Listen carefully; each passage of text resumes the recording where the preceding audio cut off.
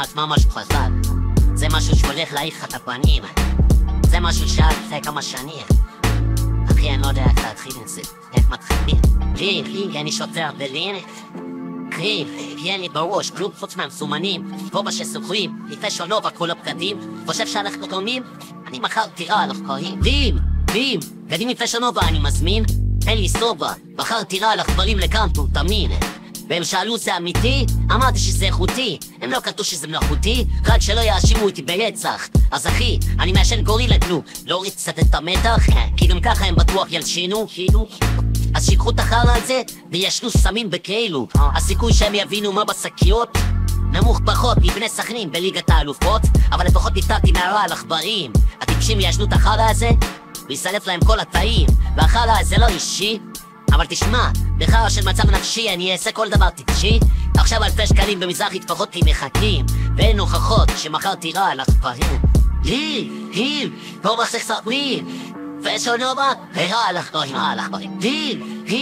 פה בסכסרים ושונובה הרע על עכברים. פה בסכסרים ושונובה הרע על עכברים.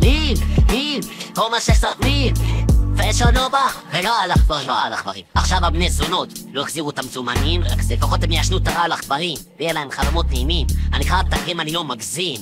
שמתי כובע שסופרים ודחפתי 50 גרם לתחתונים, 50 גרם של ווי כמו שאני עושה תמיד. ורע על עכברים אני מוכר בקצב מפריד. עכשיו יש לי 3 זנים במגירה, וכל אחד מהם למחירה.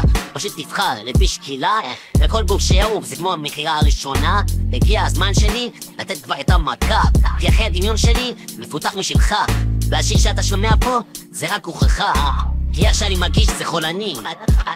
ושהמצב נהיה טיפה רציני, אני חושב רק על עצמי.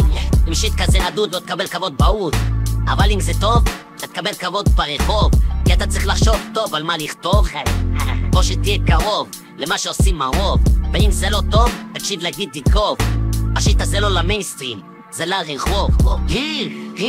פה בסכסרים ושונובה הרע על עכברים. פה בסכסרים ושונובה הרע על עכברים. פה בסכסרים ושונובה הרע על עכברים. פה בסכסרים ושונובה הרע על עכברים.